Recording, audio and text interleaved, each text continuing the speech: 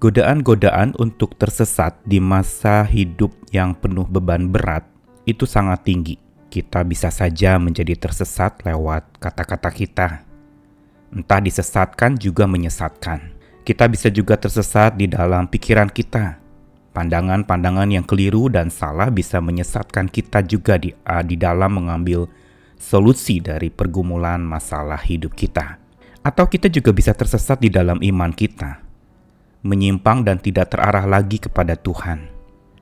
Mulai lebih banyak memikirkan hal-hal yang sifatnya sekunder sementara, tapi lupa untuk tetap fokus dan terarah kepada Tuhan.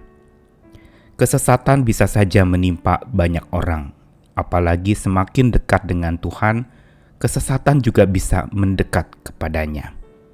Dan saat kita berada di tengah-tengah godaan untuk tersesat, itulah kita butuh dipandu oleh pemandu hidup kita, Tuhan, yang akan mengeluarkan kita dari jalan menuju kesesatan, tetapi mengarahkan kita menuju jalan pada kebenaran.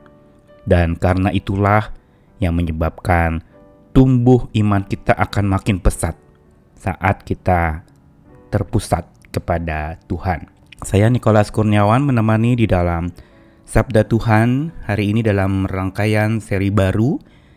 Waktu itu 21 renungan praktikum iman, maka kali ini adalah 21 renungan pertumbuhan iman.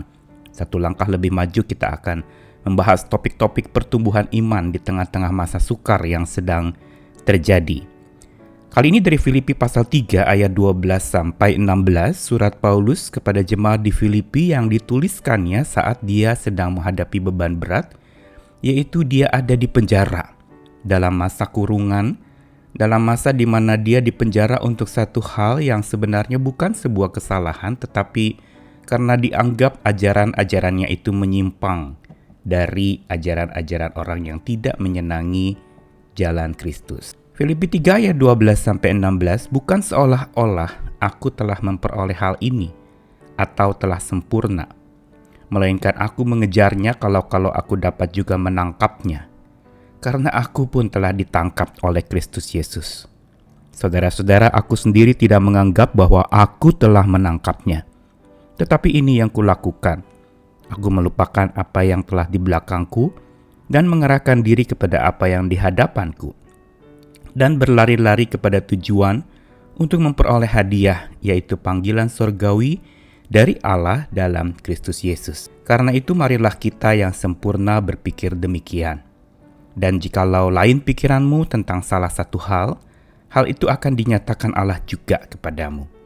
Tapi baiklah, tingkat pengertian yang telah kita capai kita lanjutkan menurut jalan yang telah kita tempuh.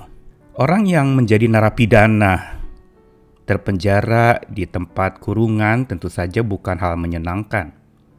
Bagi Paulus bisa saja di saat-saat itu dia menggerutu, marah kepada Tuhan, dan dengan pikiran-pikiran yang menyesatkan, yang membuat dia mengikuti keinginan daging daripada keinginan roh, bisa saja dia jatuh di dalam dosa.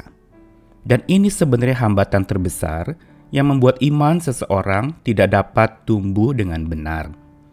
Tidak dapat tumbuh dengan pesat, mandek pertumbuhannya karena masalah-masalah yang menyesatkan. Atau masalah-masalah yang dibiarkan saja menyesatkan diri kita. Namun Paulus justru punya prinsip. Dia menyadari bahwa iman itu perlu tumbuh.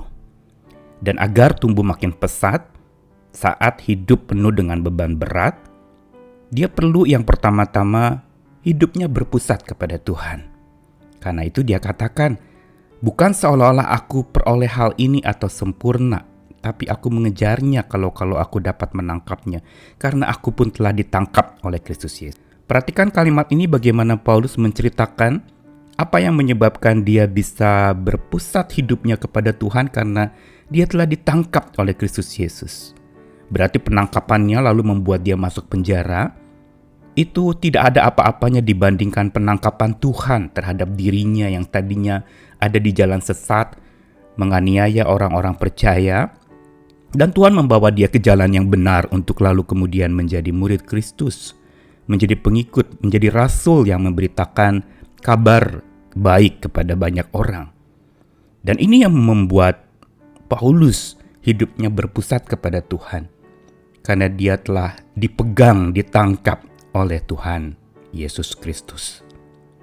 Lalu kemudian setelah itu, kalau dia sudah ditangkap, yang kedua, apa yang buat Paulus bisa terus hidupnya berpusat kepada Tuhan dan tidak ada di jalan yang sesat? Dia melakukan hal-hal disiplin rohani untuk melupakan apa yang telah ada di belakangnya, mengarahkan diri kepada apa yang di hadapannya. Ini adalah prinsip iman, yaitu iman yang tidak hidup dari masa lalu, tetapi iman yang justru berangkat menuju ke masa depan yang penuh harapan. Iman yang berbicara untuk mengabaikan dan bahkan melepaskan segala hal-hal masa lalu yang menyebabkan hidup makin tersesat, dicengkeram oleh trauma mungkin, atau diikat oleh masa lalu yang kelam mungkin, atau dijerat oleh kepahitan-kepahitan yang belum tersembuhkan dari masa lalu itu mungkin. Namun Paulus justru mempunyai komitmen iman. Dia sadar dia telah ditangkap oleh Tuhan, dan setelah itu dia untuk memusatkan hidupnya terus kepada Tuhan, dia harus melupakan apa yang telah di belakangnya, dan fokus, terarah, terpusat kepada Tuhan.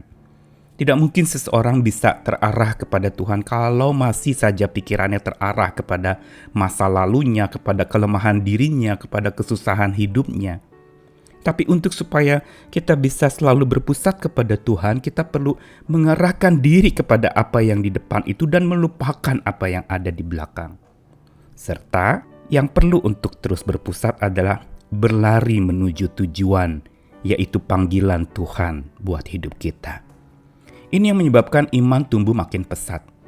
Tidak direpotkan atau diribetkan oleh masalah-masalah yang menindih, tetapi dia berani keluar dengan iman dan kekuatan Tuhan dari pergumulan dan beban yang berat itu, untuk supaya punya pemikiran yang baik, yaitu pemikiran tentang Allah yang sudah menangkap hidup kita dan Allah yang memegang hidup kita, serta kita yang berani melepaskan masa lalu kita untuk menuju masa depan yang penuh harapan bersama dengan Tuhan.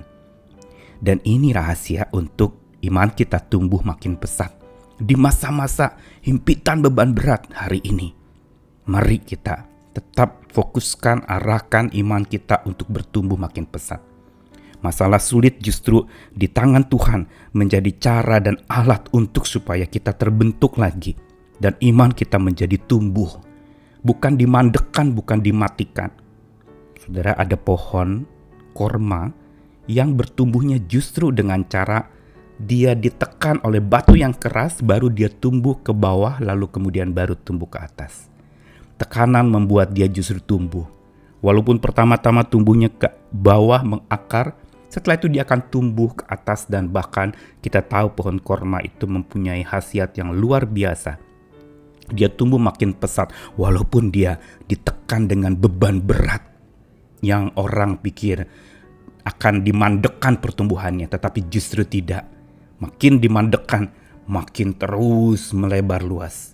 Makin dibabat, makin dihambat, dia akan makin merambat luar biasa. Itulah iman percaya kita. Karena itu jangan mau kita dihimpit dan ditekan oleh beban berat, tapi biar beban itu menjadi alat untuk kita naik tangga menuju kemuliaan Tuhan, bertumbuh bersama dengan Tuhan, dan tentu saja kekuatan Tuhan yang memimpin. Karena itu tetap berjalanlah bersamanya di jalan yang benar, tetap hidup selalu berpusat kepadanya. Selamat berjalan bersama Tuhan dan tumbuh makin pesat karena hidup yang selalu terpusat kepada Tuhan. Amin.